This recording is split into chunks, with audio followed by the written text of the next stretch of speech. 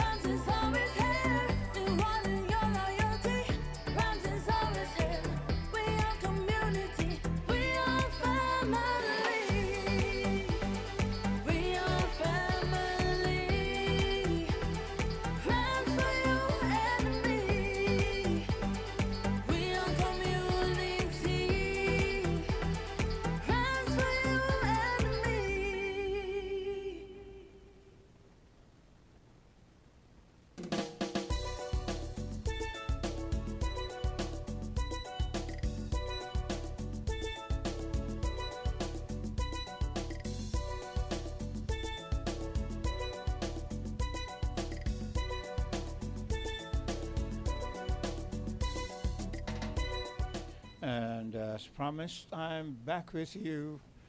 Same person, different program. And I'll be your host today on Voices. Now, whoever you are, wherever you are, whether you are within the Federation of St. Kitts and Nevis, on one of the neighboring islands, or anywhere in the diaspora, thanks for being in tuned. And I hope that you will find the time to be a part of whatever it is that we discuss, or whatever it is that you feel needs a discussion. So whoever you are, feel free to call in and bring something to the fore, perhaps something we have discussed so far, or something new, something that has been sort of reverberating within your cranium for some time and you feel it should be vented. The numbers to call are 466-0989, 662-0989, 762-0989, in the UK 033-344-0065, and in the US of A 718-285-6984, in Canada 305-921-4619. Again, as I always say, I reiterate, I'm not sure what numbers of those that I've relayed to you are working, but if you try one and it doesn't work, feel free to try another and be a part of our discussion. Rather interesting discussion for the morning so far, and you can feel free to interject, bring your perspective. Okay. Now, as it relates to, okay, I see my phone's lighting up. Hello, caller. Hello, caller. Oh, hello. Good day. Good morning. How are you? Fine, thank you. And you? I'm okay. Well, it's a good thing that there is a continuation. I wanted to get in Island Tea, but no problem.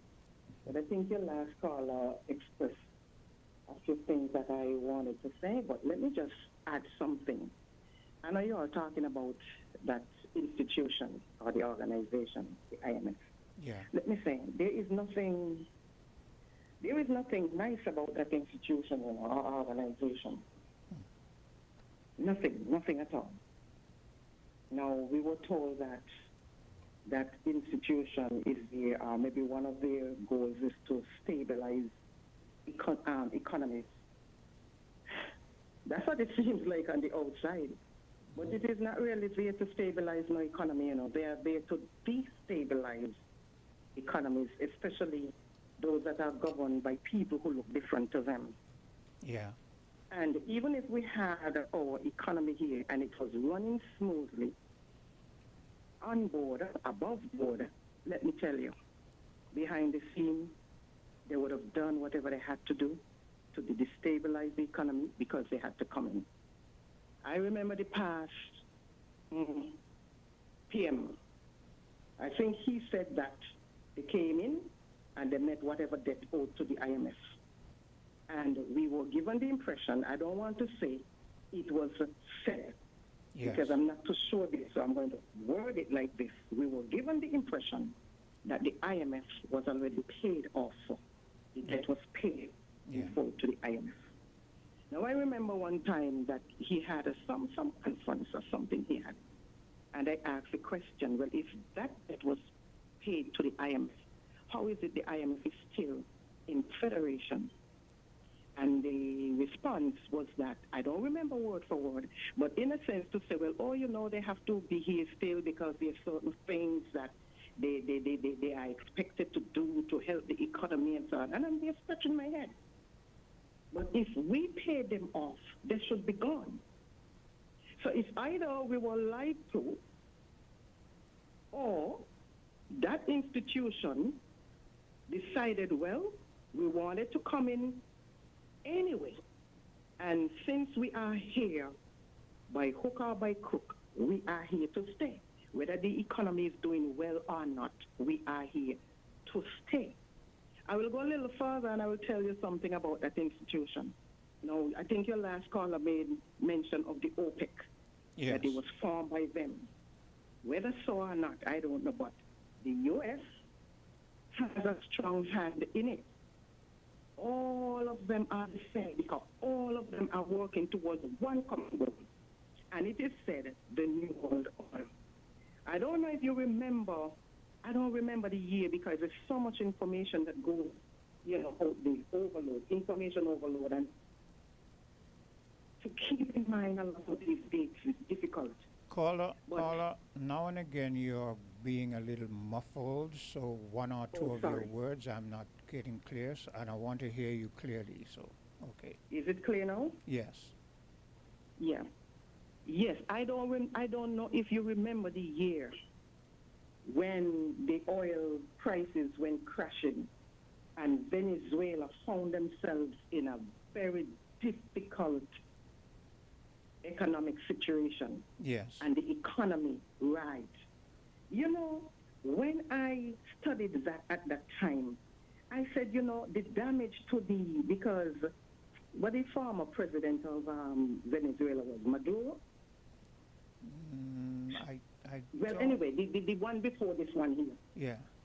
I don't, well, whichever his name is. I don't recall the names of them. I know. I don't know if yeah. Maduro is the one who is in now, but the one Chavez was the, anyway. I think Chavez I was think the it's one. Chavez was there, right. Yeah.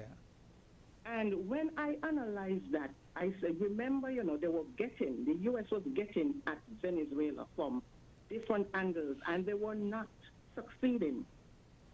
And then when this financial economic crash came to the Venezuelan economy, and when I analyzed and I put one and one together, I realized that the damage happened in Saudi Arabia, one of the OPEC countries.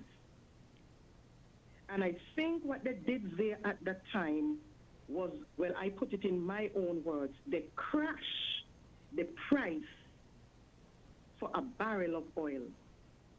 They bring it down low. And as a result, I mean, Venezuela cannot produce that amount of oil on that, you know, on that level like the rest of them. And it caused a lot of havoc to Venezuela. By extension, Cuba. So you see, from way up north, They couldn't get their way with Venezuela and Cuba, because these people are holding steadfast, and it didn't matter what they did. And so they went through Saudi Arabia, the oil producing, exporting countries, one of them, and there is where they made whatever policy. And from there, it caused the economy to crash. But still, look at what is happening.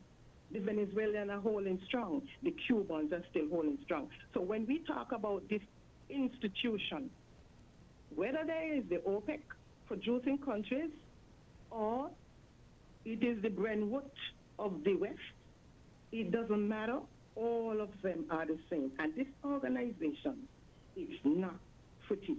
It is not here to stabilize nothing. It is here to destabilize. They are all economic hitmen. And I'm going to stay there for now. Have a blessed day. Same to you. And yes, if all one has to do is to do a research, and you will see that what the IMF has done to a lot of Latin American countries, and what the IMF has done in Africa, what the IMF has done to places like Jamaica, and it is not a pretty thing. I've not seen an instance where the IMF comes in and the IMF puts into place something that works expeditiously to the benefit of a people, and it always has long-term negative repercussions.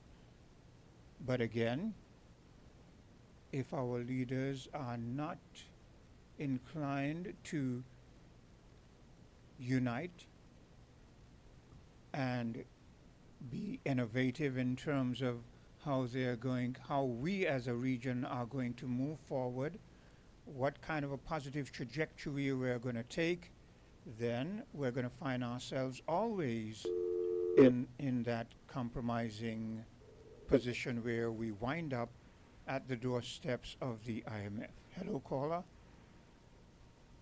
Hello, good morning, Quint. Good day. Quint, I don't think I ever had the opportunity to talk to you while you're hosting this program. I don't know if you're familiar with my voice, but I'm familiar with your voice, but this is the first you're actually interacting with me. I've wondered why I haven't heard from you for a long time. I've come to my own conclusions. Perhaps I felt that perhaps maybe your work was an my hours impediment. are now 7 to 3, but Yes. I'm off today. Yes. Quint, at your closing from Island T, I heard your last response to the caller that you're open for knowledge. Yes. Now, permit me to engage you in this, and to our listeners, and especially our Christian sisters and brothers out there who have converted to Christianity, Quint. Now, follow me close, Quint. What I'm about to share is, Quint, are you hearing me? Yes, I'm hearing you loud and clear. Yes, Quint. Now, what we have, what we are familiar with, Quint, is everything that was written in a book. I'm speaking to the Christian community, Quint. Now, what was throughout from the universe, what we refer to as spirit, God, however we interpret this word God in its manifestation, Quint, the energy that we refer to as spirit, God, it is energy. Now, the linguistic of the energy, Quint, in all its manifestation, the linguistic is sound, vibration, frequencies. And this energy, Quint, it is omnipresent in earth, air, water, fire, and the SUN. It is also omnipresent in light and darkness, Quint. Now, I said the linguistic of the energy, the spirit, is sound, vibration, frequencies, Quint. We are talking about sacred knowledge that our black ancestors came when spirit became flesh through birth. Spirit goes back to the spiritual realm through death. Our ancestors who were before us, Quint, they identify with this linguistic of sound, vibration, frequencies, and they left everything for us carved in stones in the pyramid text, Quint. The created race from the fallen angels, the cursed race, Quint, we have to call them out for what they are. They are against nature, and this is their world that they have imposed upon the children of the Most High. Every black man, woman, and child, Quint,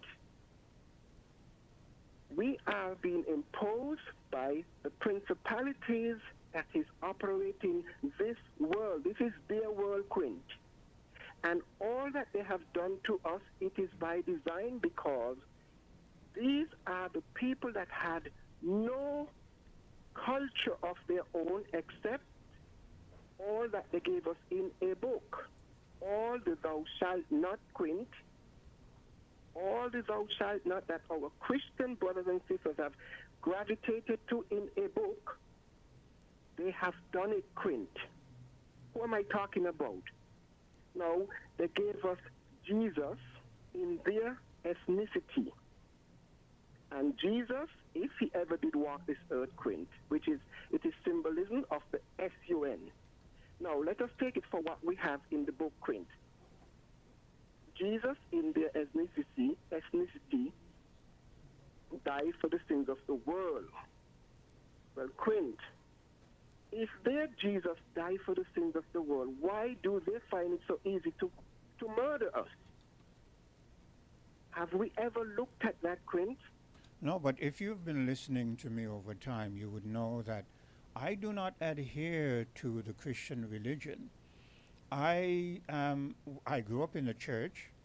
I am not going to say that I was not influenced to some extent by the church, but I always have thought for myself. I always analyzed for myself, and I would admonish anyone to do that. And there were many things that were not adding up to me, and whenever I asked a question, I was either told to be silent or in other ways rebuffed or told, how dare you, you will be struck down by lightning and blah, blah, blah. Now, Yes, that part that you use in terms of died for our sins, that is another part that I'm against, because I do not adhere to where a person dies on a cross and sheds blood, and we're now supposed to wash in the blood to be saved. I believe there's too much blood, and blood shedding. Go ahead. But Quint, to go a little further, Quint, I've always said, God is man, man is God. God is the devil, and the devil is man. Now, Quint, the God in the book, Quint, is a mass murderer. Now, I know some of our elders, like the one that you interact with early, and she and I had a little chat earlier, she doesn't see that because, Quint, most of us are in that space of believing. Yeah. Believing through faith. Well, faith is not stupid, Quint. The very book that they wrote, Quint, they are hinting to us, as some of us would say, the truth is hidden in plain sight. They are hinting to us, Quint, because the book, many quotes and texts are in that book, Quint. The book didn't say, come let us have faith together. It said, come let us reason together. We are making logic of what they wrote. Because if God is a spirit and God gonna speak, they use colorful words, Quint. Holy inspired men, and it is the infallible word of God. Now, why did they use the word God?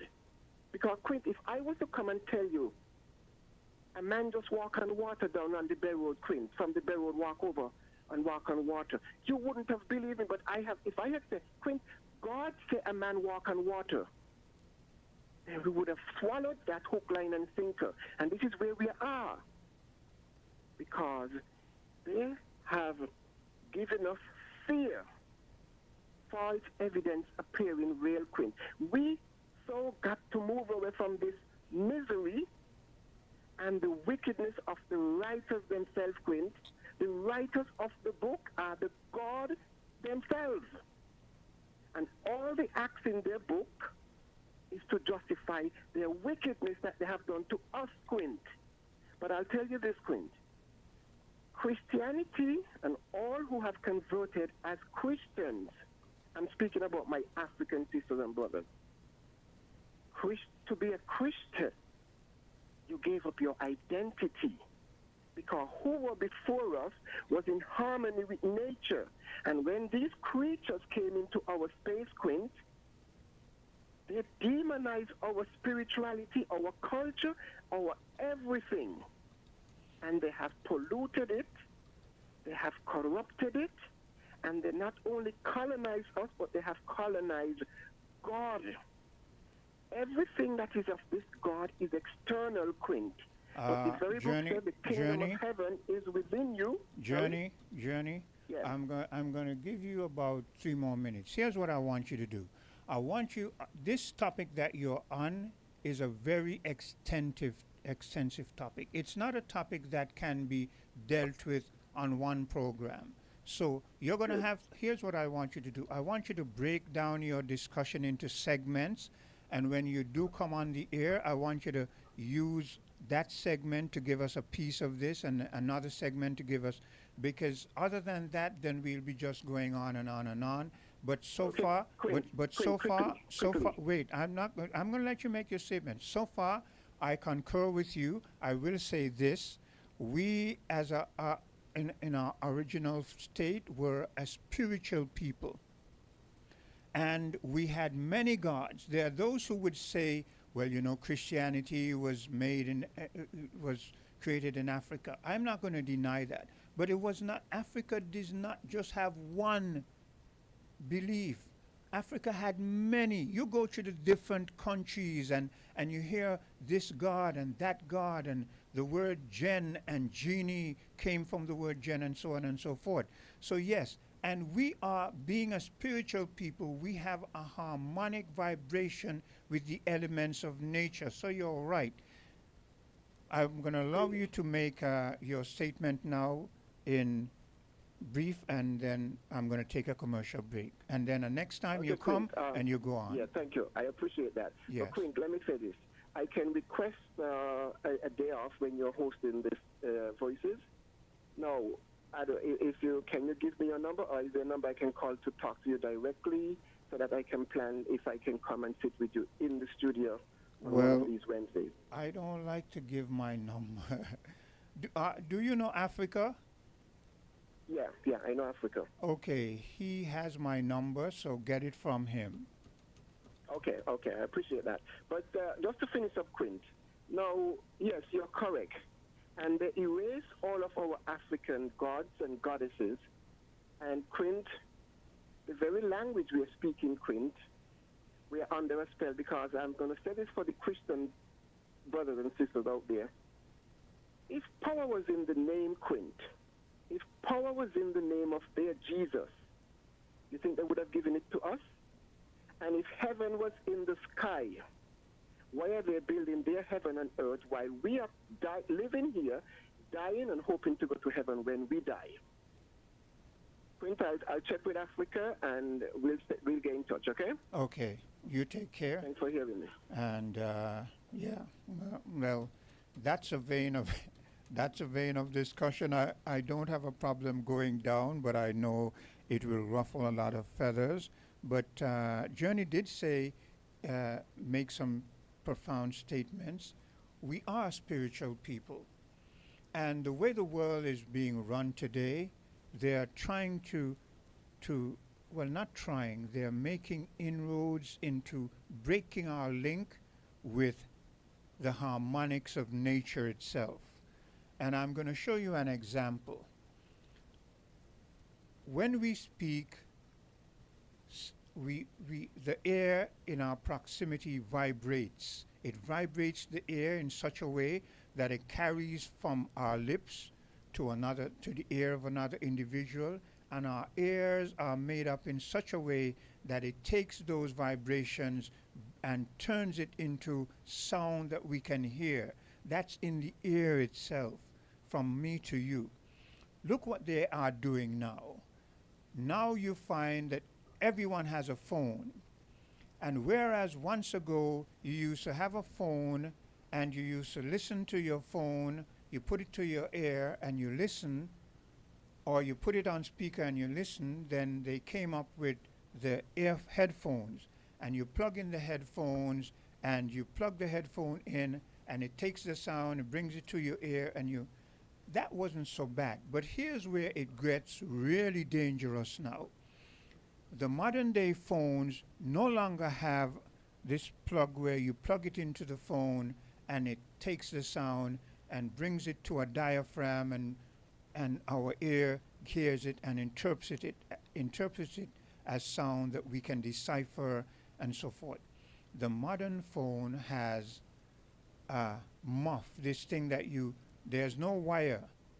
It's from the phone straight to your ear.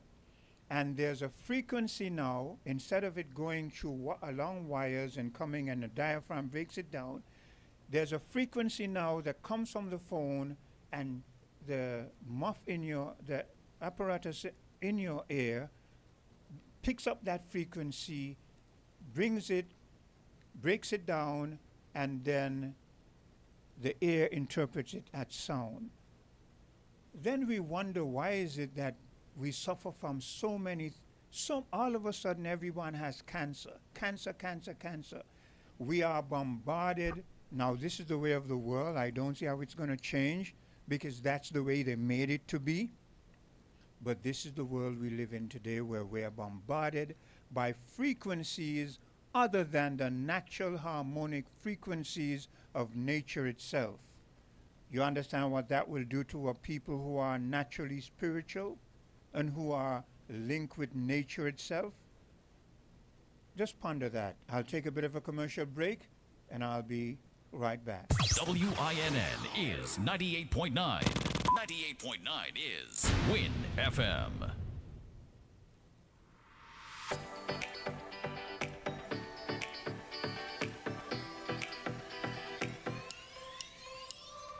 Rams the good food people, always there to serve you. Rams the good food people, locations right near you. Rams the good food people, in-store specials for you. Rams the good food people. Rams. When you need better service, Rams is always here. Better value, better prices. Rams is always here. Rewarding your loyalty. Rams is always here. We are community. We are family.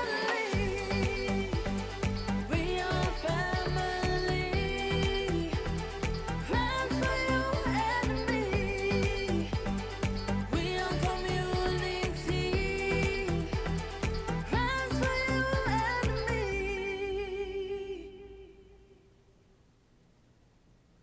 Building supplies, electrical supplies, furniture, appliances, carpets and tiles. It's the company where you can get it all. All at TDC, home and building depot. From lawn and garden, the TVs and stereos. All at TDC, home and building depot. Come on down, get what you're looking for. It's all at TDC, home and building depot. More than 42 million cars from 19 different car companies are being recalled for faulty airbag inflators. Repairs are fast, easy, and free. The problem isn't with the airbag, it's with the airbag inflator. Because the inflator can rupture, shooting shrapnel through the airbag, which can cause serious injury or even death. Don't risk it, fix it. Please contact TDC Automotive Division to find out if your Toyota vehicle is affected by the Takata airbag recall. Visit or call us at 465-2511 in St. Kitts or at 469-5430 in Nevis.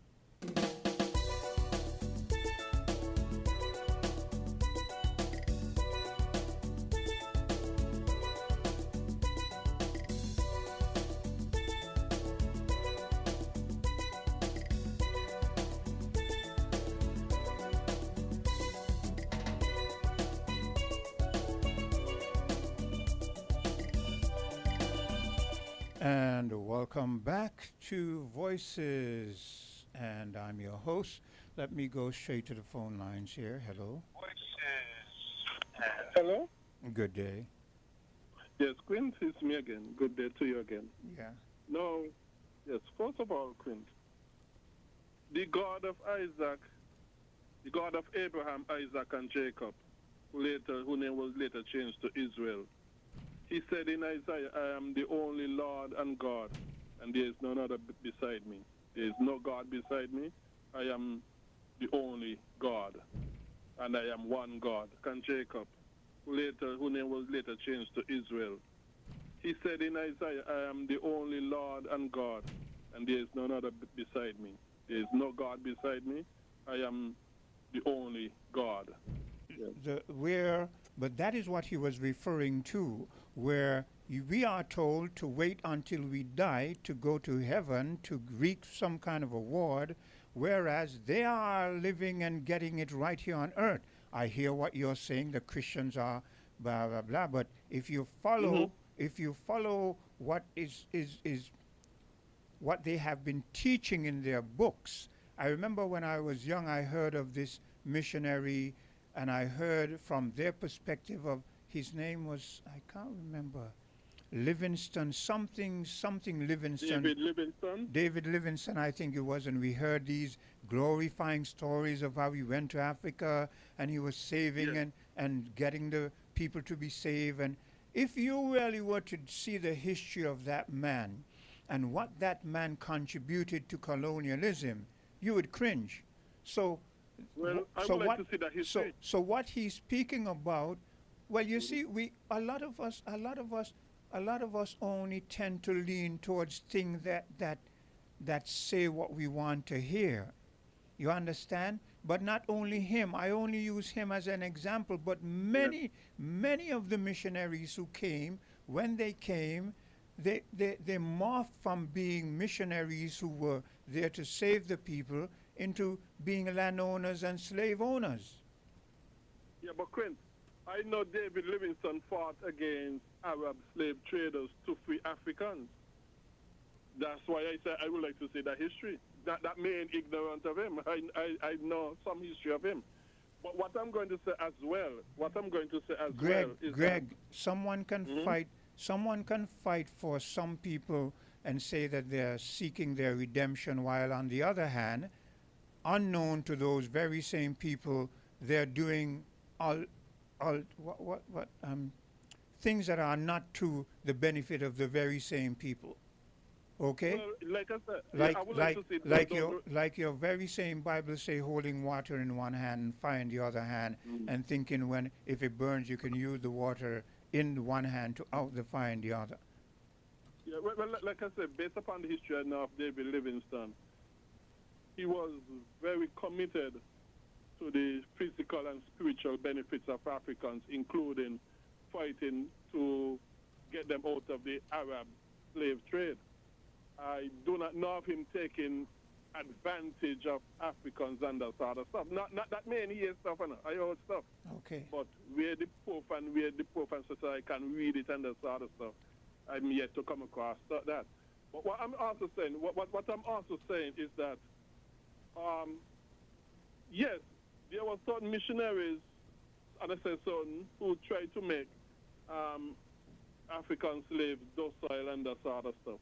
But when the Africans themselves, with those who got to know to read the Bible and that sort of stuff, they said, hey, the Jesus we are reading in the Bible ain't really the Jesus you all are telling us about, And not only that, the more they were indoctrinated with the Bible, is the more they went to build things like Black Wall Streets and other communities that were very developed and thriving and so with black community and that sort of stuff. So I know black people, including those who profess to be Christians and that sort of, were very much involved in the affairs of what's going on the earth as well, not just in heaven, but in the affairs of what's going on the earth as well, because they build some of the more successful community in America. Greg, Greg, you're not getting the point. The point, we're not speaking, the point is not so much emphasis on the black people. The point is on what is being projected from the other race. For instance, right here in St. Kitts and Nevis, we are majority black people, and we're doing the things that you're speaking about. We're advancing, we're developing, we're getting homes, education, moving into being into the sciences, whether it's be doctor, architect, plumber, whatever. We're doing those things, and a majority of the people are Christians. I'm not speaking of to that. I'm speaking to the fact that while these individuals are doing this, on the underlying behind the scenes motive by the others, I would put it that way, is not really to see us advance to the point where we are accepted on their level. Yeah, but what I'm saying is that, and whoever came and tell black people just mind what's going on in heaven, I'm saying black people need to take on that. That's what I'm saying. Black people need to take on that. And there were white missionaries and that sort of stuff who tried to help advance black people and stuff. But those who came and said to black people, hey, just study what's going on in heaven. Don't take on us.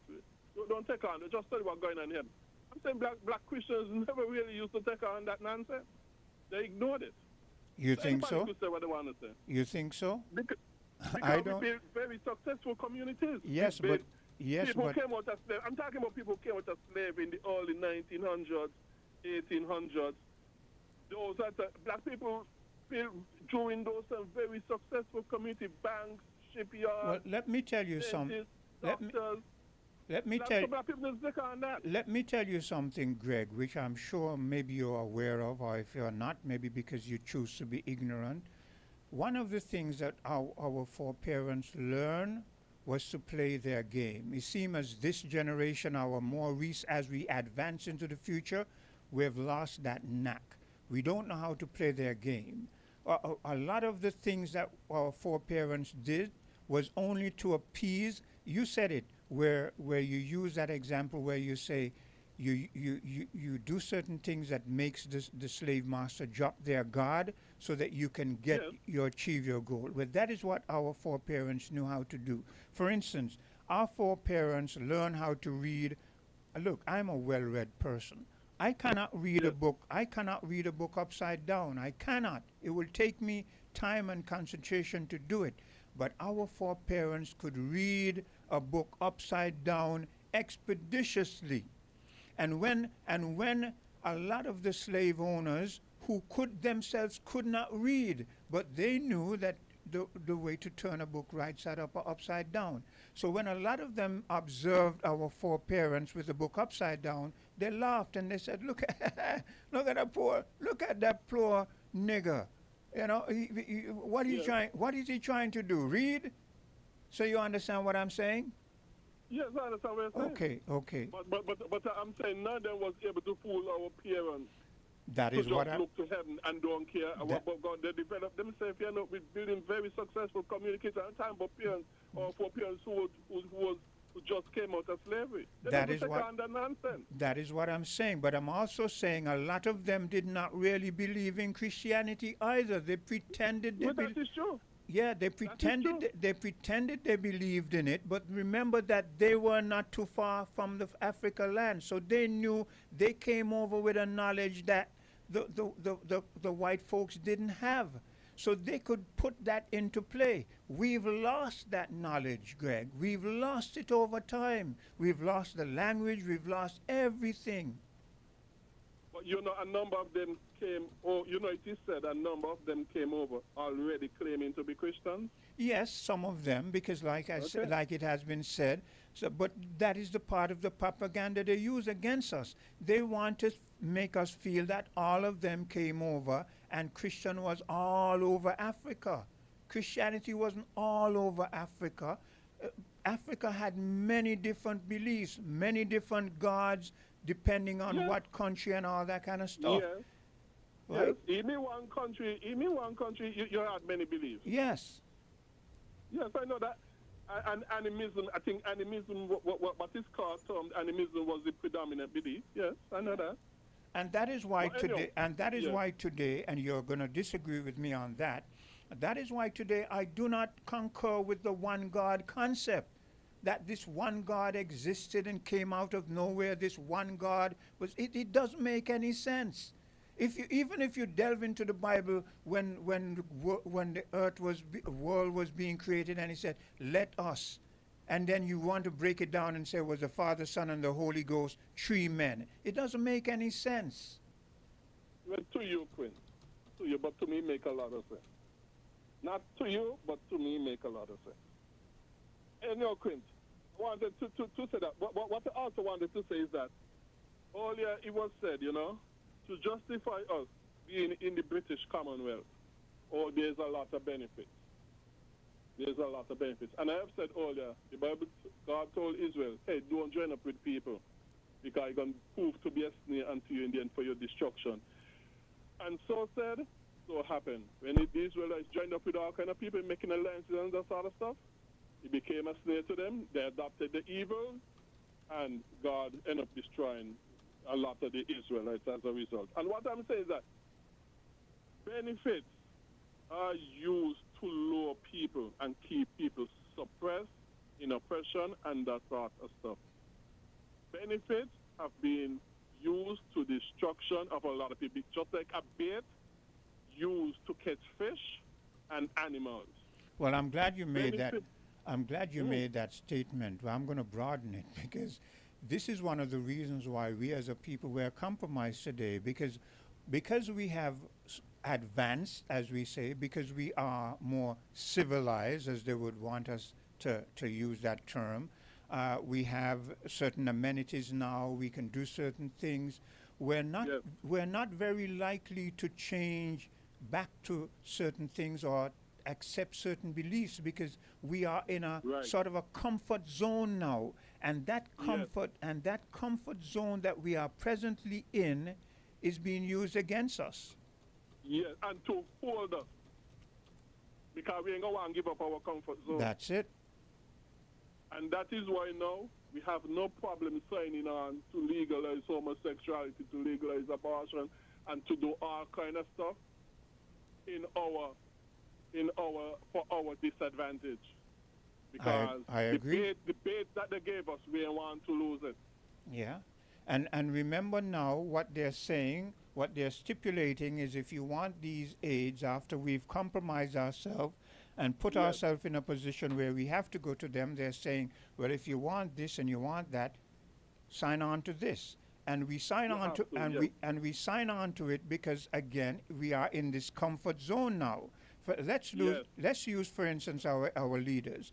Our leaders, a lot of them grew up, they were poor. Some of them, their parents didn't know whether they were going to earn the next meal, but somehow their parents were able to pull through. Some were able to move to a higher level of education. They came out and now they're leaders today. And because they're leaders today and they're in a comfort level now, when they go to sign on, they're looking not at the country on a whole, they're looking at their individual comfort level. And so they will go and compromise all of us so that their comfort level is not in jeopardy. Yes. And another thing, quickly, let me say this quickly so I could give other people time. No country ever come from under the thumb and boot of the IMF on the neck by simply following all the IMF recommendations. And I agree. Austerity measures. No country. They messed up Brazil, they messed up African countries. No country ever came from under the boot by following the IMF recommendations. In order to come from under the boot, you have to go against what they recommend. Yeah. So the IMF ain't not stable in something. The IMF isn't keeping you in bondage to them, and the bait is their loan. Yeah. And don't forget the story about the economic hitman too. Okay, thank you. Thank you. Okay, okay. Let's take a bit of a commercial We're break. different. We're 98.9. 98.9. Win FM. Seize the day with a summer loan from TDC Financial Services. Whether it's vacation, home upgrades, back to school prep, or even a little treat for yourself, borrow up to $65,000 unsecured with low rates and flexible terms. Apply today at TDC Financial Services, Central Street, St. Kitts, or Main Street, Charlestown, Nevis. Don't miss the sunshine. Let your summer plans sail smoothly with TDC Financial Services, where money is made easy.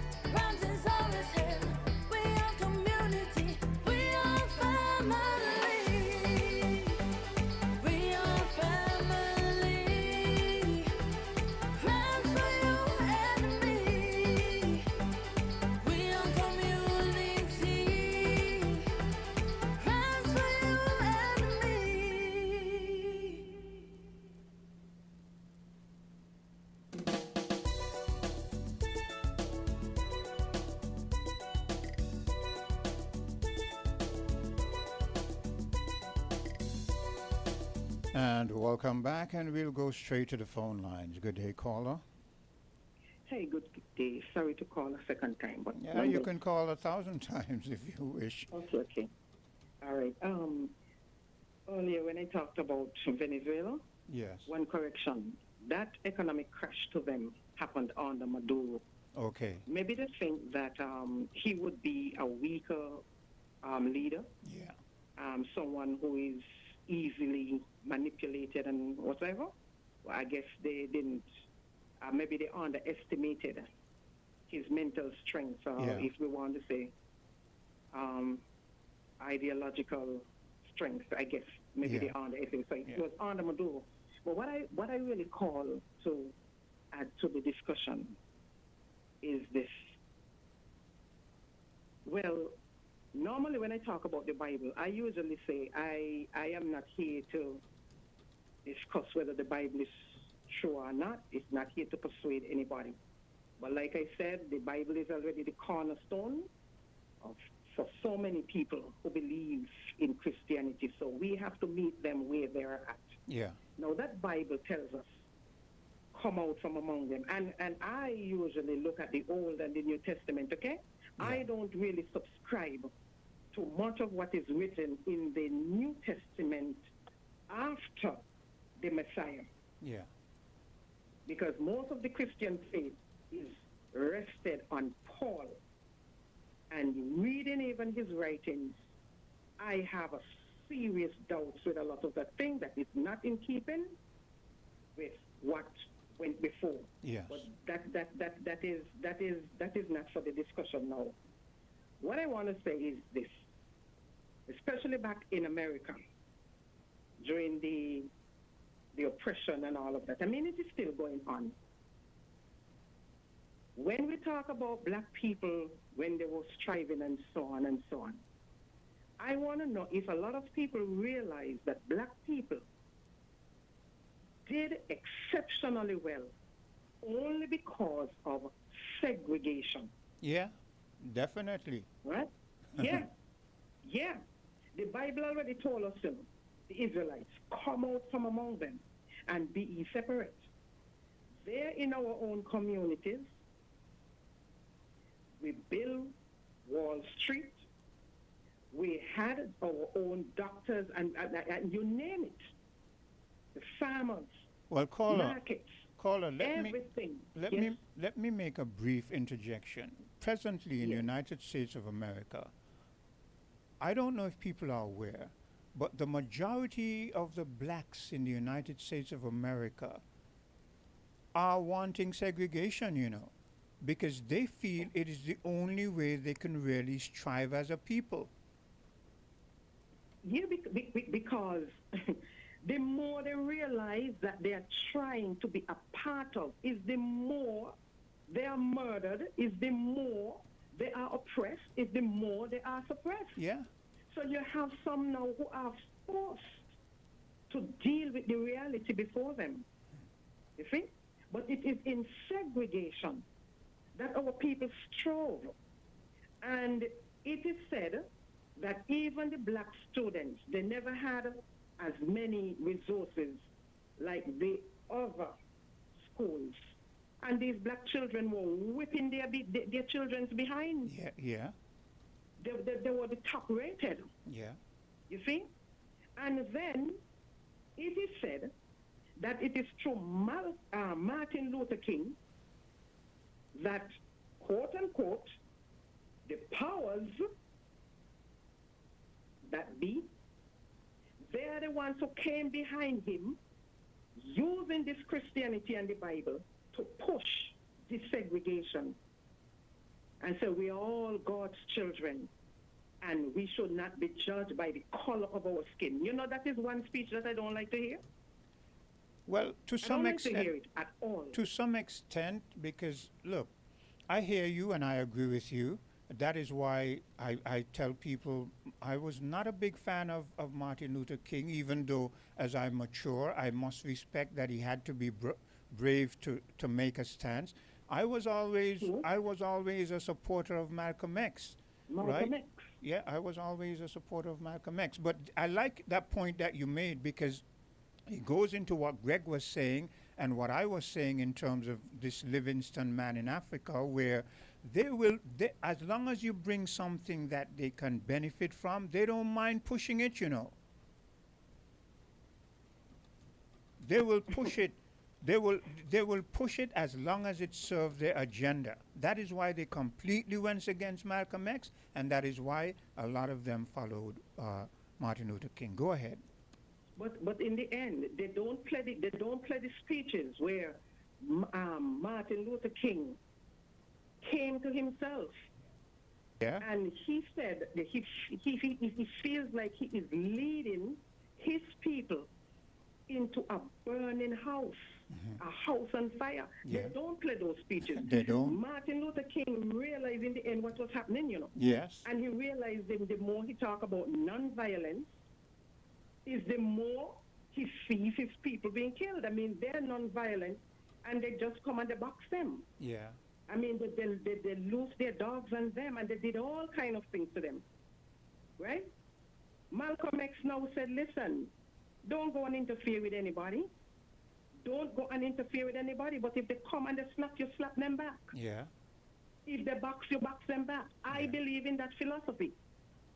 I am not going to interfere with anybody, but if you're going to come and you're going to put your hand on me, nobody come and tell me about turn the other cheek and be the bigger person. Yes, I will be the bigger person. And the bigger person will not turn any cheek. You don't interfere with me if I don't interfere with you. Yes. Right? Yes, so back to what I was saying. They were striving and to get at them now, and they realize, hey, look, no, we can't afford these people here to have their own this and their own that. I mean, it reached to the point where they even had the Black Miss America. Yeah. They had their own. And then they cried, oh, racism. And, black people, they forgot about it, and then they strove to be in a part of they don't even tell you about a black president long before Obama. They don't tell you that, because that was back way, and again, it shows you, because there was a time when the Republican Party was moving towards, there were more blacks in the Republican Party than anything else. But look at the Republican Party today. Whenever it suits their agenda, they will do certain things, but when they see that we as a people are making certain strides, they do a capitulation. Go ahead. But whether it is liberal, Republican, or Democrat, the Democratic Party, all of them are the same. I agree. The destination is the same, They just might take a different route, a slightly different route. But the bottom line is all is headed in the same direction. The thing about it is, to me, I don't know how many people see, all of this is to just cause confusion in the mind of many black people. Yeah. Right? So that black people don't really understand what is happening. They are not aware of what is happening. So you'll have some black people come out, oh, yes, they're not all like that because they help us and they're doing this. No, it is all part of strategy. They're not helping you with anything, because if they were helping us, this situation would have improved a long time ago. All of them are the same. Have you ever heard? Muhammad Ali speak about that same point you just made, where we tend to say, well, they're not all like. They try to say that to Muhammad Ali. Have you ever heard the part where he used the snakes as an example? If you haven't, you need to look up that. Go ahead. Oh, well, I don't know. He might have spoken well, but at the same time, he still turn around and marry one of them anyway and got mixed children. So I don't understand that. Well, so I really don't put a question mark over that behavior. This is me. I make no apology for it. There are persons who might be involved this way, and they might see a problem with it. There are those who might be mixed that way, and they might see a problem with it.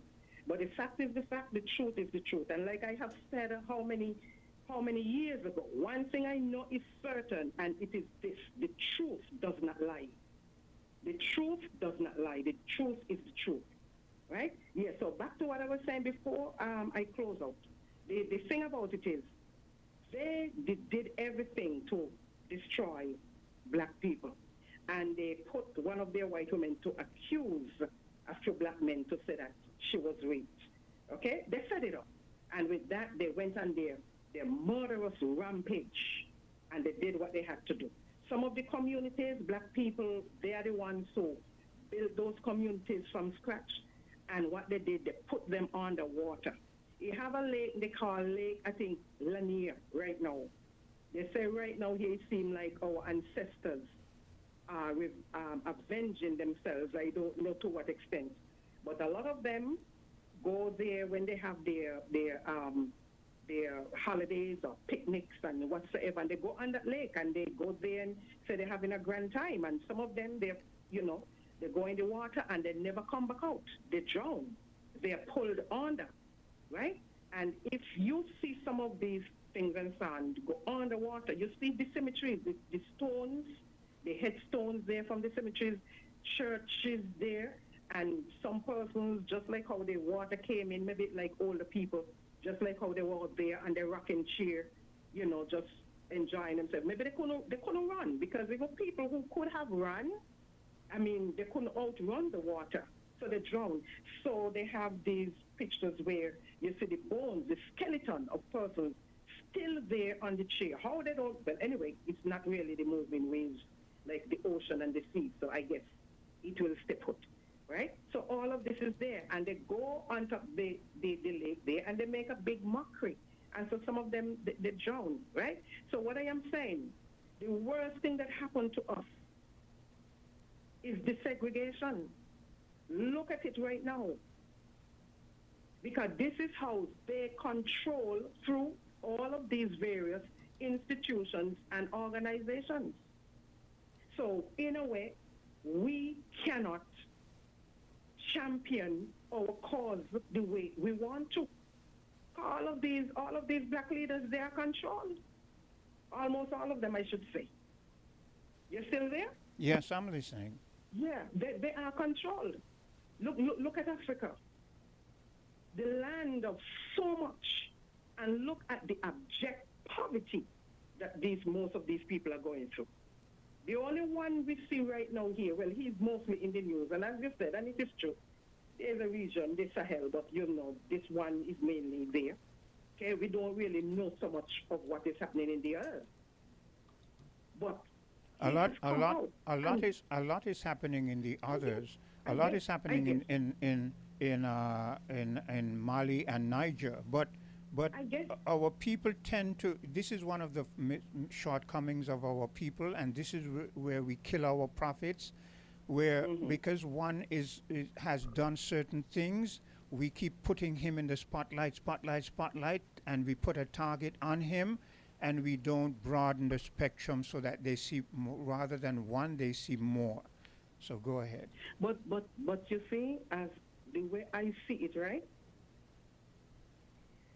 The more something is publicized, the more difficult it is to really go and attack it. It's the ones that don't speak up what they say. If you don't speak up, you're easily, it's easy for you to be taken out and nobody knows who you are. We might feel like because one is in the spotlight, we are putting a target on him. Not necessarily, it's because he's in the spotlight. They will have to think twice and three times before really going after him to take him out. Or they will have to be extremely strategic to get him. One of the reasons why it is not so, I agree with you to some extent, but one of the reasons why it would not be so easy to get him out is because these three states, when they joined, they formed a pact that if you attack any one of them, the others will come to your defense. So it is not that he stands on his own. Okay. But the thing is too, what has started, it cannot be stopped. The kingdom of the principalities of this earth, it has to come down. It's not going to remain, whether we want to believe it or not. And a lot of our people are going to go down with them. Because you see what is happening in the United States. Right now here, a lot of them have the chance to get out from among them. But you have the black Americans who saying, okay, they are not immigrants. Okay, fair enough. You're not an American. You're not an immigrant. Okay? They can't really send you out. Where they're going to send you out from? Because you were not brought over in any ships. You were born there. But if you have the opportunity to get out, get out. I don't see why some people want to hold on to say, well, and you mean they're crying water. If you come from somewhere, when I say you, I mean in general, you come from somewhere. You might have had your house, you may have your house back then or whatever. If they are saying to go out, get out. Well, I don't completely agree with you on that. I hear what you're saying, but here's where I disagree with you. A lot of these black Americans, they were given promises.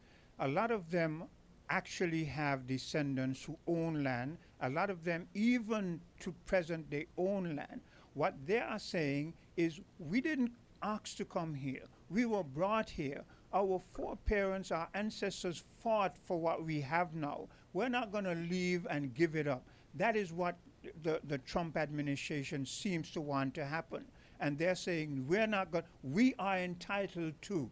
We know the history of acreage and a mule and blah, blah, blah, and how they reneged on that. There are those who are saying, we will not leave because we have a claim here, and they do have a claim there. I understand what you're saying, I understand, and I agree with that position. But what I am saying, that country is coming under judgment. I agree. And sometimes we cannot just look at the material things and try to hold on, because in holding on to the material things, you're not only going to lose them, but you're also going to lose your life. Sometimes we have to give up to gain in the end. All right? I understand all of that.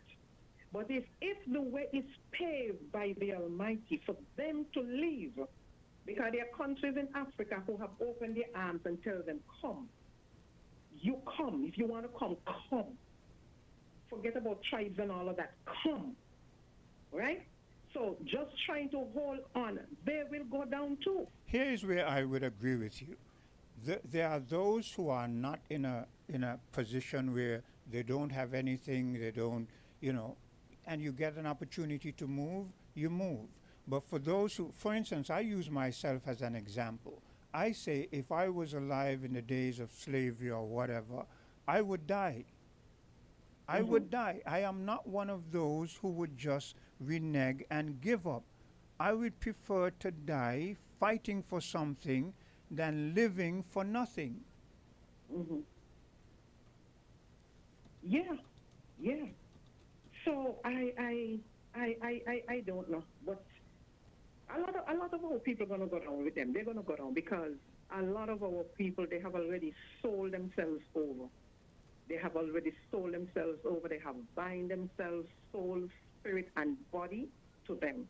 They have taken on their lifestyle, their ideologies, their philosophies, and everything. They're going to go down, right? But who can get out, get out? Because you see, sometimes some of these movies that they're showing and so on, a lot of the messages go straight over a lot of our heads. We don't try to understand what is being said. They have The Purge, and they have a movie that they call Get Out. They are talking, who can get out, get out. Now, in Germany, with this thing here, with the Jews and the Holocaust, I'm not even going to talk about that. But according to the history, they said at one point, they were telling whomsoever to get out of Germany. You have a chance to get out. Some of them, they were holding on because they felt like they had their property, they have built and whatsoever. And the time came when they shut all the doors. So none could escape after that. And who stayed in? According to their history, those are the ones who perished. So get out, get out. I do believe there is a creator. I do believe, and I will go a bit further. I don't just believe, I know there is a creator. I know that. Nobody could explain what is before me. Because if I have a house, somebody built it. If I see a vehicle, somebody manufactured that. If I see a piece of equipment, somebody brought it into it. So our disobedience that has us in this position, Our disobedience that has us in this position, Our disobedience. We can't really go and blame anybody like that. It's our spiritual disobedience. We are very disobedient and stiff-necked people. Okay, caller. And when I read the Old Testament, nobody fits that description but us as a people. It's not them who in Israel right now, Okay, caller, I'm going to have you think. Yes, you can and call I will back. end there. Let me listen to somebody else. Anyway, thanks. I stayed much longer than I intended to. But thank you for allowing me. That happens. Okay. Yes, I know. All right. From the South, 98.9.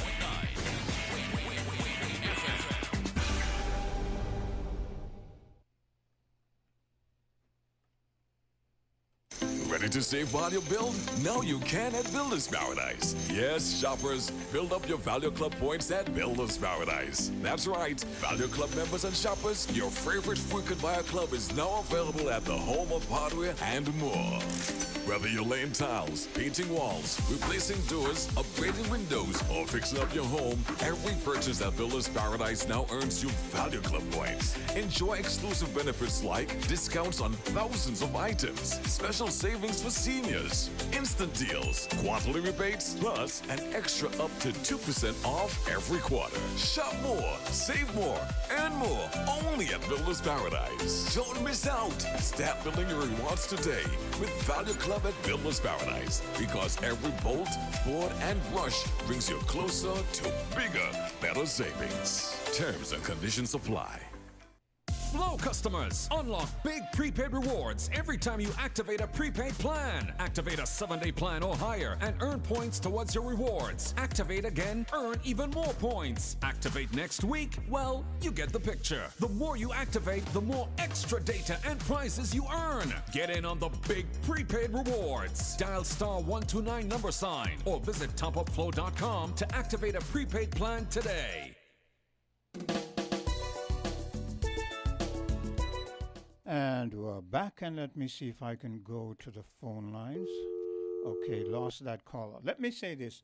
If I'm engaged with a caller and the person is speaking, you don't have to wait until that person finishes to call, We have a number of lines. I will see the phone line lighting up, and I will engage you, and I will ask you if you want to interact with the person, if the person wants to interact with you, or if they want to hang up. So stop waiting until a person finishes speaking to call.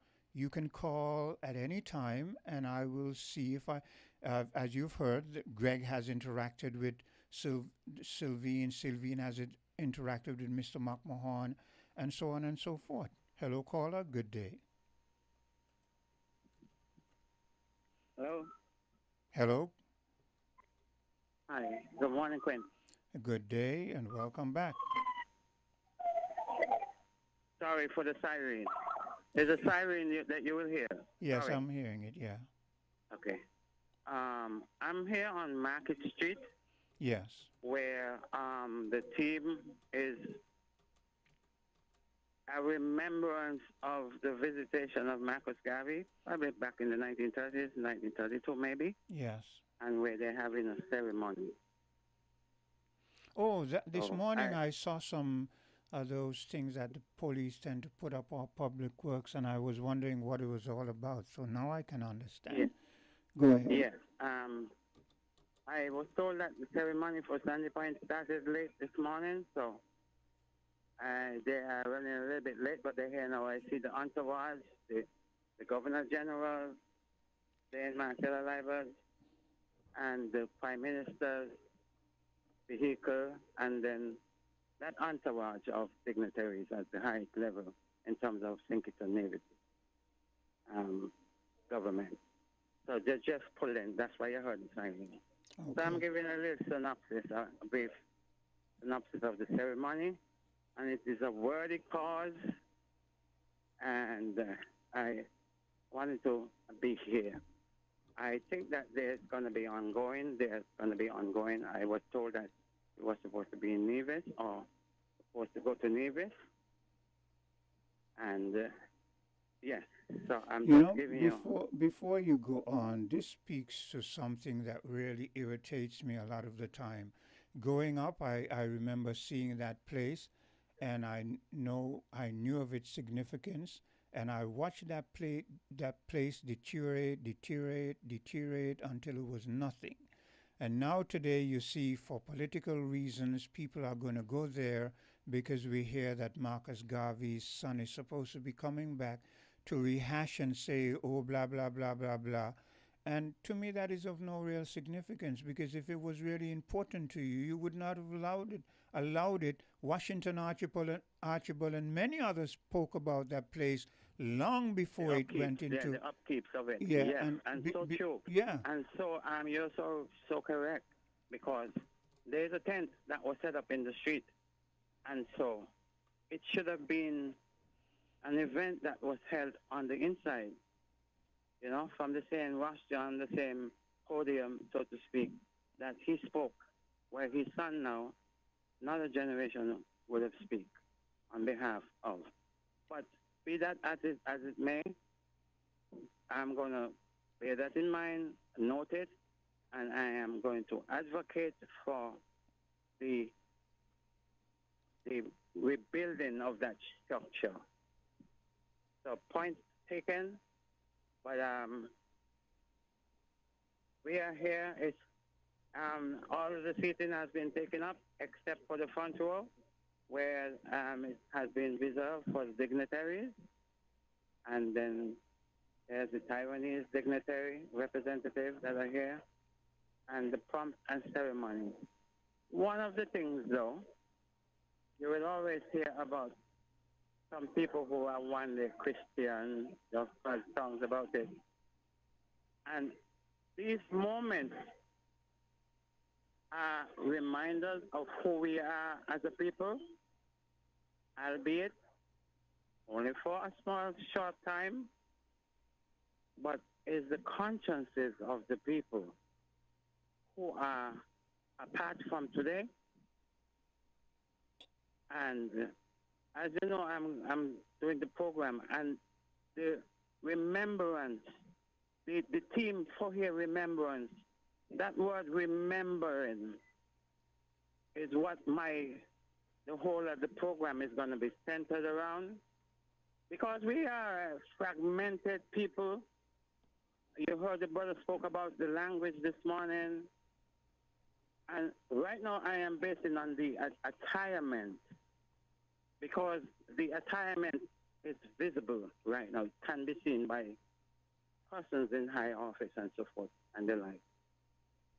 And that is one of its nuances that I spoke about, the attirement, along with our spirituality. and the like. So I'm just giving a synopsis from this end as to what is taking place now. And it is dormant in every one of us, except that we become stocious. We become so stocious that our heritage would take a back seat when we will want to mimic other people's heritage for 364 days of the year. And the 365th day is when we, what should be upfront and as a priority in our lives. And so we are sending mixed signals to the next generation. Our children will ask these critical questions about how is it you're only just like that one day? How is it your levity, what you call a diet, is only of a certain, you know what I mean, when you know that these things are good for you? Why is it you're going to the groceries and you're picking up all these labels that are laced with things that it's a literal poison as you continue to take these things and you call it food? And no emphasis has been placed on farming. And you know the land is fertile, like Marcus Garvey said when he visited in the 1930s. You know, he's in paradise. Make this island the paradise that it ought to be. You can't live in paradise without having some mangoes that are in season, or some salsa, or some avocados. But they are few and far between to bring the health, the wealth. And it is said that the health of a nation is the wealth of a nation. And those foods, avocado, soursop, and so forth, very healthy and a deterrent for things like cancer in this modern day era. So here is it, our people are suffering so much from cancer. The rest of the world, the scientific world, they are using the soursop and other things and distracting what they need to use as a cure for things like preventing cancer and so forth. But it is something that we had daily and we don't use it anymore. And we would know because our parents would have lived up to 90 and 100 years. We would know that it was a part of their intake, what you call diet. Yeah. You know, but I call it levity.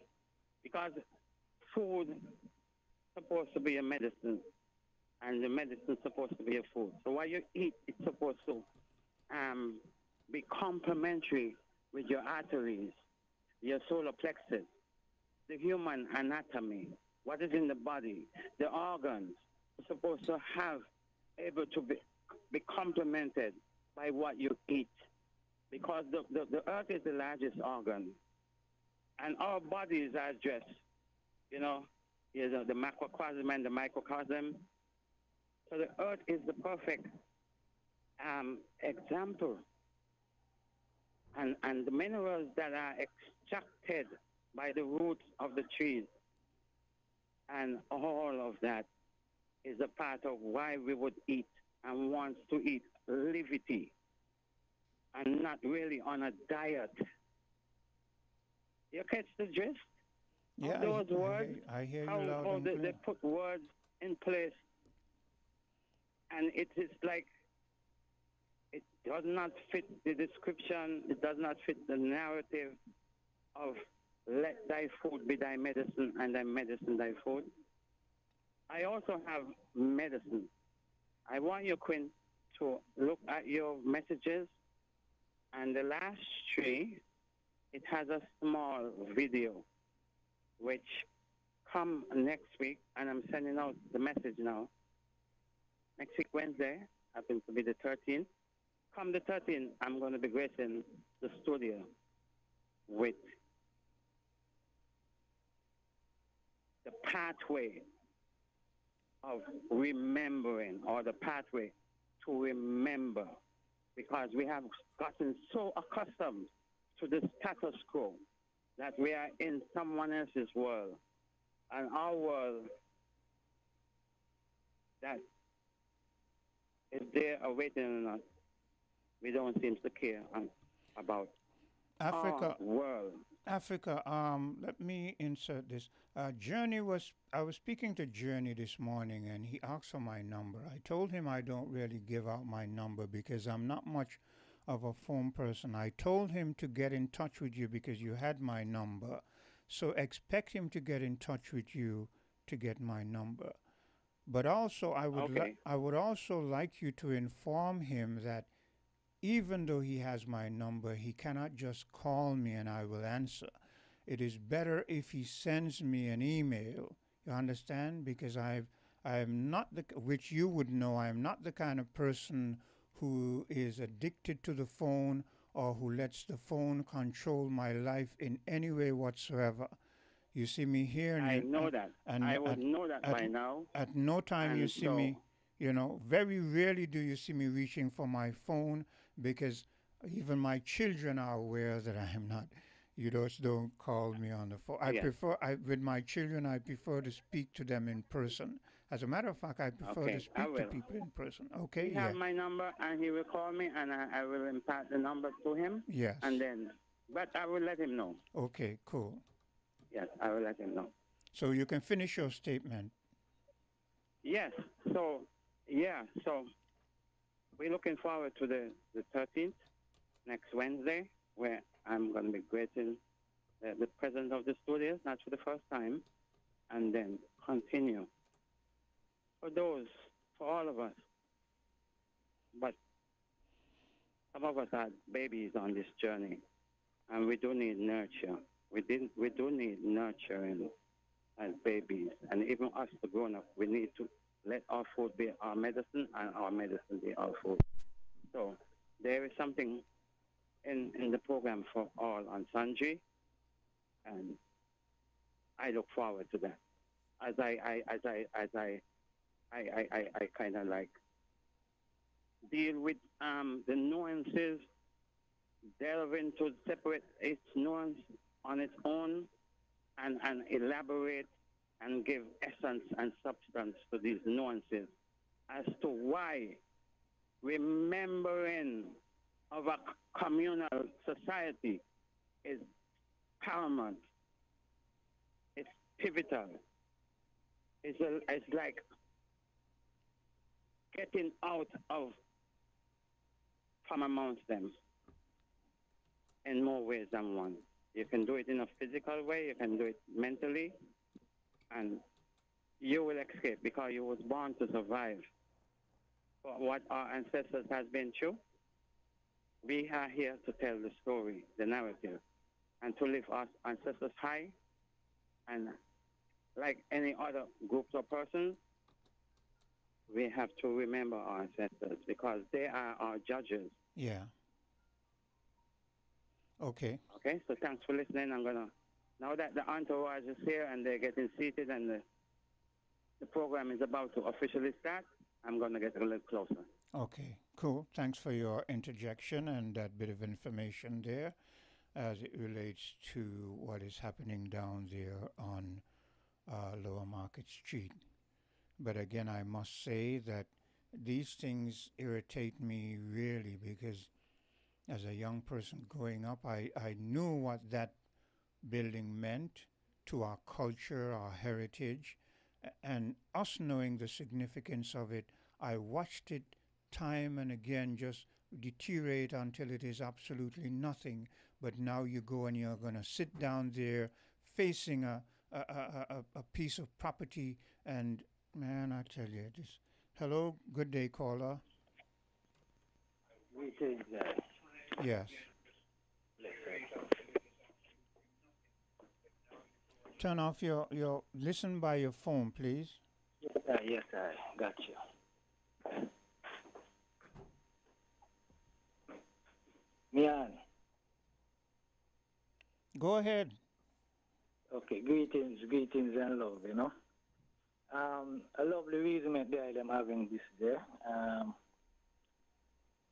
I'd like to make a little input. Now, earlier we talked about the Bible, you know, and to a certain extent I agree with the idea, you know, But when you look at it, it's like the words in the Bible, you know, I mean, you look into it, a lot of it is true, you know, a lot of it is true. When you read the words in the Bible, you know, the Christian religion is Rome interpretation of the words, how they interpret, you know, I mean, we can read the same thing, but we may not come with the same interpretation, right? You know, so I think interpretation, right, is the problem, more than just say, well, the Bible itself is a problem, because I don't think the Bible is a problem. Even when you look in Ethiopia got one of the oldest version of the Bible, you know what I mean? And it's the same message. The message don't change. You know what I mean? And Ethiopia is a place where it come from the ancient world, you know? Got 13 months in the calendar as it was before, you know? So a lot of things in Ethiopia remain the same. But I think even though the Christian religion that was made by Rome, that is a real problem, you know. Rome, how they interpret the Bible and give it to us in this religion here. You know what I mean? I think that is a problem. But apart from that, reinforcing that is the political system we have. See, the political system we have, I think that's the biggest problem. Right? The political system and Well, the economics. caller, you see, so far you've outlined three big problems, right? Interpretation, one, a big problem. The second, the way how the Romans have morphed the Bible and brought Christianity from their perspective, another big problem. And then politics, another big problem. And those are only three of the problems. So there are many. Yeah, there are many problems. I got another fourth one here, which is economics, you know what I mean? Again. This is financial. Because you see, IMF and World Bank, them they're running this thing. So caller, I want you to hold just a second, because I have another caller, and I've asked the callers to don't wait until one finish. So hold it just a while and let me. Caller, you want to make an interjection? Yes. Good morning to you and the other caller there and the listeners. Quint. Honestly, I've tuned in kind of late, shortly, just a while ago, and I guess you were talking about the. Okay. Here's what I want you to do. Hold and let the caller, the first caller, finish his statement, and then I'll engage you. Is that okay? Yeah, sure. Okay. Yeah, sure. Go ahead, Ras. Yeah, so I was saying now is like we have an economic problem as African people.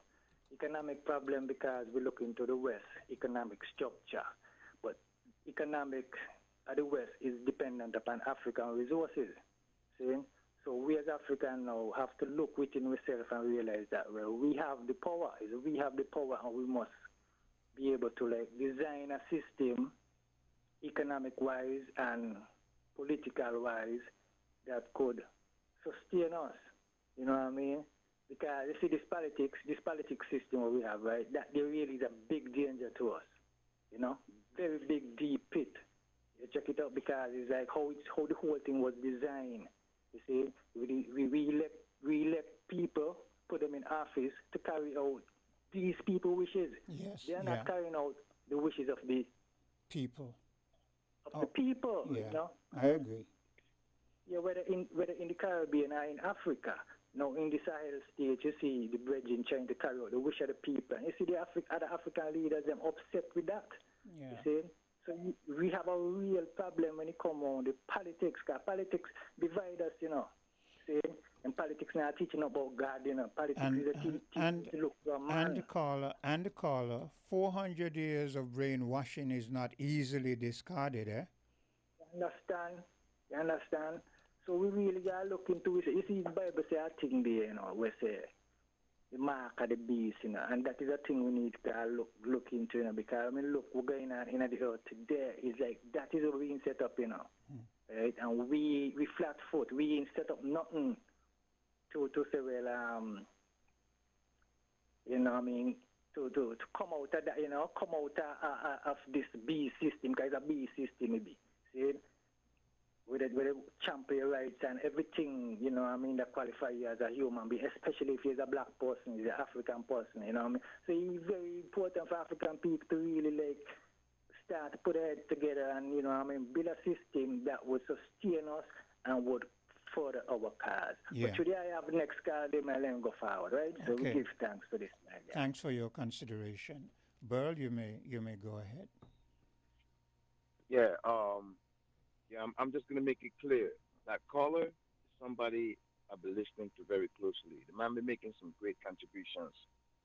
You know, America is trying to implement a new strategy from their immigration policy. I've seen clips where they say they might try to move in the direction of implementing a bond fee for persons applying for tourist or business visas. The bond fee might be, if they do implement this, will be anywhere from 5,000, 10,000, or $15,000. And That for is it when you get this bond fee? Is it for a specific period? Is it for what? Yeah. I believe what they're gonna do is gonna be a refundable fee, right, for those persons when they are approved to come in on those visas. They have to obey the new rules according to the stipulations that they're going to set forth.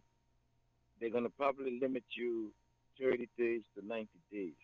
Like, you know, before persons was coming in and staying up a longer period, they're going to shorten up that period.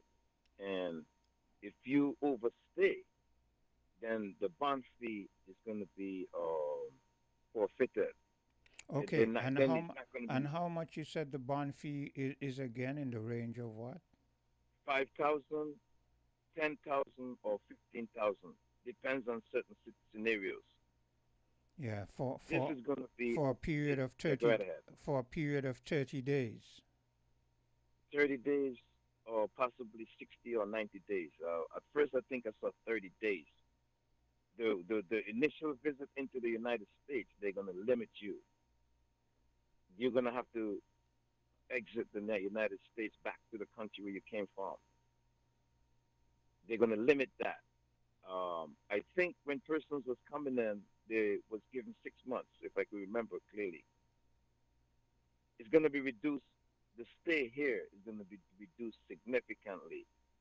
And this is the new policies. It's going to be directed to, all countries around the world, but there is some part of it is going to focus on the Caribbean and the islands that has that CBI program. So they're coming after that CBI program. They're not going to stop.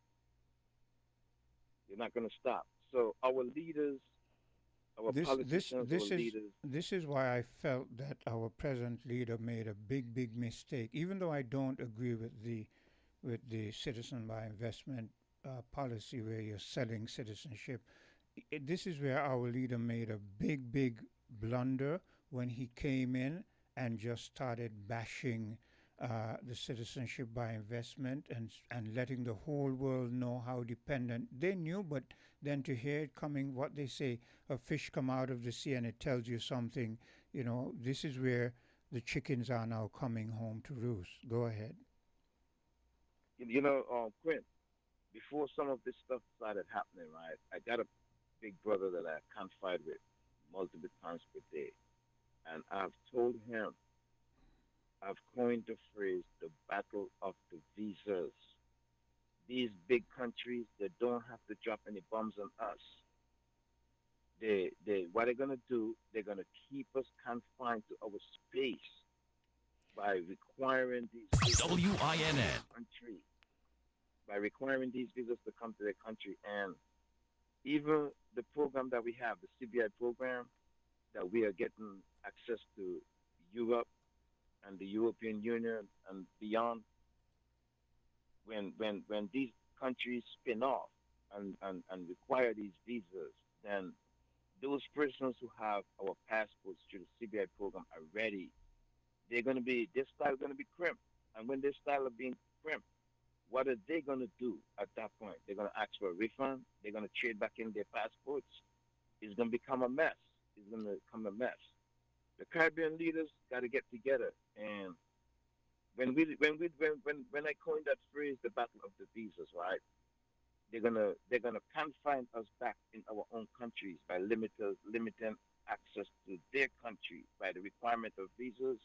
And then when we look at what's going on in the Gaza Strip, that they're starving out those people, here comes the other side, the flip side to it. The flip side to it is that we have to become self-sufficient in food. Because if we're confined to our space, we can't get to travel elsewhere, right? And we are not self-sufficient in food. All they can do is what we are seeing happening in the Gaza Strip. They can stop the boats from coming from Miami. And then what do you think gonna happen to us in St. Kitts and Nevis? We're gonna starve to death. Don't even go there when it comes. Don't even go Yeah, there okay, let me when let it. me let me Wait, pull wait. let me Let me pull that make back. let me I'll make pull, this I'll pull that let back. me make this statement. No, you don't have to pull back anything. You haven't said anything wrong. When I say don't go there, I mean don't even go there in terms of mentioning the Gaza and the Middle East, because Israel has from way back has controlled water, electricity, everything to the Gaza people, and the rest of the world never had a problem with it. And Yeah, they never stepped up on it. recently Israel has from way back has controlled water. It's happening because it shows why Africa has been in the position that it is in today. Imagine Europe and other places are going to go to Africa, grow food in abundance, but the Africans can't use that food. That food gets shipped out of Africa to feed the rest of the world, and then when it does come back into Africa, it come back repackaged and at a price where even your poor people can't afford it. Don't you see what they have been doing to us? Yes, of course. Look, So as you so yeah, go rightfully ahead. said, this is the new war, and this war isn't. It hasn't just come up. This war has been played on us for a long, long time. The new war is you want help, come and sign off on this. Once you sign off on it, it's like you've taken the mark of the beast. So like you just said, right? The other point I was gonna come to is like what you just said. They are gonna try to overtake the Gaza. They're talking about it behind the scenes. Let's get back to locally. Well, coming off of that discussion just now, that exchange, definitely we have to bridge that gap with Africa. That's a definite. You know, if America wants to keep on imposing visas restrictions on us, we can impose that back on American citizens as well.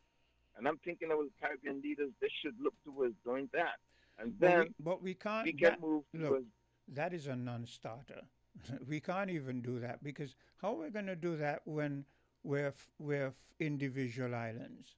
We cannot. But we have CARICOM and the OECS bodies there. Yeah, but But let me get past that. what are they saying? Man, we don't even want to help the Haitians out, who we say are part of CARICOM. But let me go past that, Brent.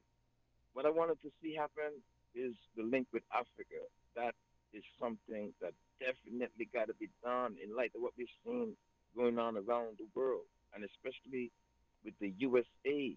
Look, We need to really get moving with that. Mr. McMahon has a tendency to make a statement, and I agree with him 100%. Yeah, I'm one for until Africa reaches a certain point, we're not going to be respected as a black people, but we have to dance a yard. We have to do things here in the Caribbean before we think of over there. As one of the callers said, you think it's so easy that you grow up here, you're going to just pack up and go to Africa? No, we have to be thinking about self-sufficiency, and it begins with food and agriculture. And until we do that, Definitely. Until we do that, why are we reaching out? Look, we want Africa to develop so that we as a people in the diaspora can have respect around the globe. But we as a people who were brought from there to here, I'm not going to leave to go back to Africa. Maybe there are people who will do that. I love Africa to death. I want Africa to. My identity is I am an African person put in this place. But it is what I know here. I'm not going to pack up and go to Africa. I want my leaders in this region to develop this region to a point where we are of some significance, some relevance. And I closely agree with you because guess what, friend? Antigua and Anguilla, who's right around St. Kitts and Nevis, they are coral islands. They do not have the type of soil that we have. And 20 minutes to Antigua from Nevis, we need to be having trade with these islands right around us. Antigua, Montserrat, St. Kitts, Nevis, St. Martin, Anguilla, But at least as far down as Anguilla. Burl, I've been hearing this since I was a young boy growing up. We have to change the mindset. How are we going to produce food when there's no demand for it? Yes, we have to produce, but how are we going to mass produce X amount of food, and next thing the Antiguans, the Kittitians, the people in St. Martin all over, they're more inclined towards Domino's and Kentucky and Burger King and that kind of stuff. Why are we producing food? Why are we producing food that people won't eat? So there's a whole nother mindset of teaching our people about healthy foods, sustainable food, and that. So it's a lot we got to do, Yep, definitely, and I agree with you 100%. And let me ask you a quick question, right? The celebration with the visitor, Marcus Garvey's son, today. Where is that taking place at? You see, I heard you said something about a building and Lower Market Street. It's taking place on Lower Market Street, where the MIS or the MIA or whatever that place. The thing is, you know where that was, right? Lower Market. Envision Market Street. Lower Market Street when you go down. I think you go across Liverpool Road, and then you go down to the Bay Road. When you come up from the Bay Road and you come up between there where CNC used to be some years ago, after you pass the first road, I think it's Liverpool Road. I'm not too sure, the name of that road, and then right on the corner there, you just go up. You pass one property and the second property. That's where the building was. If you have an idea of Lower Market Street, then you would know where it is. Okay, that area of St. Kitts, right, or the building that you mentioned, is there any way you can repeat the significance of that building for those of us in the public who doesn't know that area or the building that you specified had some type of importance? Lastly, that building played a significant part in our culture. It was where people like those groups, the Cola Tegramanti and those groups, used to go and do their practicing and so on and so forth. It is where back in the day, a lot of the big speeches and big things took place. It was never supposed to reach the point where it is non-existent now. If you're going to rebuild that, how are you going to rebuild it? That place was a lot of stonework. They allowed it to deteriorate to where the pieces that made up the door frame and the window frame, they rotted out, and then one by one the stones fell apart, and then now they have the gall to go down there and sit down and face it and say, because Marcus Garvey's son is coming here. This is the kind of hypocrisy thing that just irritates me. This shows me that we as a people, we are not going to really get anywhere. Yeah, we have lost our way, and I'm totally agreeing with you with the points you're making. And one place that I thought would have been a very significant spot to have that ceremony today would have been that Buckley's Uprising Monument or Park. Well, not And really. fucking Not monument. not really. The reason why this has so much significance is that when Marcus Garvey came here, he actually had a He was in speech that spot there. before. He There, he okay, got you. yes, Yeah, got you. yes. So now that his son is coming back, his son is going to Yes. visit where his father was. It has a, it Father has a, went. Yeah, yeah. look, the son knows his history, the son knows his roots. Imagine, Yeah, that would have been a great. That would have been imagine, a great look. imagine not too long ago I was hearing people saying that, oh, Marcus Garvey was born here, which I don't adhere to. But if you're trying to grasp Marcus Garvey from history and say he was born here, but yet still you let the Right. place where he came here to speak, you let Run it. down. Yeah. I mean, come on. Yeah, come on. Yeah, yeah, definitely, definitely. Yeah, I was just making a suggestion there, but if I'm off, I'm off. But I totally agree with the fact that it would have been it's good that he could have revisited where his father came to, and that place that needed to be upkept. And I'll leave it there for now, man. And Quint, maybe you ever heard you heard anything about what has happened at Indian Castle on Nevis? No. The agriculture man over there, Banky, had Indian Castle going successfully, and he moved away from that project, and then now the project is a failure. I don't know Well, if you want to ever. Well, You're not a reporter. You're not a reporter. per yeah, se, right? I wouldn't really touch that. I would want to Touch get that. someone who's Yeah, more okay. familiar with it. And but Yeah. when I heard that he had moved away from that, what do you expect? This was inevitable, Yeah, very much. Yeah. Yeah. But I wish you guys the best, man. And I want you to have a good, pleasant rest of your day, man. Same to Thanks you. for hearing me. Same to you. Yeah, You thanks a lot. take care. Appreciate it. Yeah. Thanks. Okay, you too. Thanks. We're different. We're 98.9. 98.9. Win FM. Ready to save while you build? Now you can at Builder's Paradise. Yes, shoppers, build up your Value Club points at Builder's Paradise. That's right, Value Club members and shoppers, your favorite frequent buyer club is now available at the home of hardware and more. Whether you're laying tiles, painting walls, replacing doors, upgrading windows, or fixing up your home, every purchase at Builder's Paradise now earns you Value Club points. Enjoy exclusive benefits like discounts on thousands of items, special savings for seniors, instant deals, quarterly rebates, plus an extra up to 2% off every quarter. Shop more, save more, and more only at Builder's Paradise. Don't miss out. Start building your rewards today with Value Club at Builder's Paradise, because every bolt, board, and brush brings you closer to bigger, better savings. Terms and conditions apply. Flow customers, unlock big prepaid rewards every time you activate a prepaid plan. Activate a 7-day plan or higher and earn points towards your rewards. Activate again, earn even more points. Activate next week, well, you get the picture. The more you activate, the more extra data and prizes you earn. Get in on the big prepaid rewards. Dial *129 or visit topupflow.com to activate a prepaid plan today. And we're just about out of time, but as always, it has been a pleasure being here.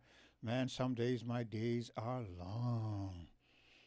Like on a Wednesdays and so forth, when I have to sit in on Island Tea and then go over to Voices, and then not having Hortensia really, because then I don't have someone who can carry the weight and who can stand on her own and give me a bit of relief. So I'm going to have to be doing that I survived today. We've got tomorrow, which is going to be a much shorter day for me. And then we've got Friday. So today's the 6th, the 7th. She's not going to be here, the 8th and the 11th. But by the 12th, she should be back here. Let's keep our fingers crossed. And look forward to seeing Hortensia and hearing her right back here in the studios of WinFM 98.9, being the main host of Island Tea, okay? When she's here, even though sometimes on certain issues you might hear me come in and, really she is the lead when it comes to Island Tea, and I tend to follow unless it's a topic that, you know, she might not be so affair on, and then you might find me stepping in. But other than that, Hortensia is the leader and I am the follower when it comes to Island Tea, okay? So do not get that twisted. So it has been a pleasure being here, keeping your company. Let me make this statement before I close. When we have these programs, we tend to make certain statements that seem to put a lot of emphasis on blackness and whiteness. Let it be clear that we are not segregationists, we're not racist. We just want to speak truth to the facts of history. And so when we get here, it is not to bash white people or to, you know, we call it as it is. And if history plays out a certain way, then that's the way we play it out. But we do not hate white people.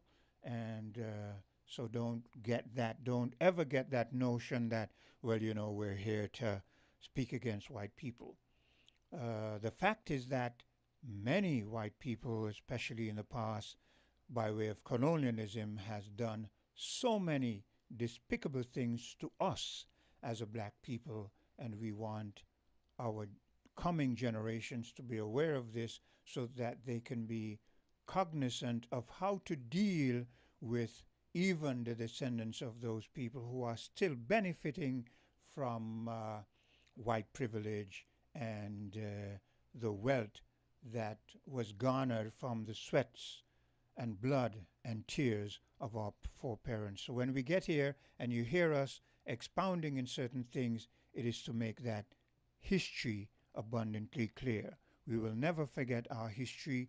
We will never forget or try to whitewash the facts of our roots stemming from then until now. Do take care. Not only have a great day, but continue to have a great life. We're different.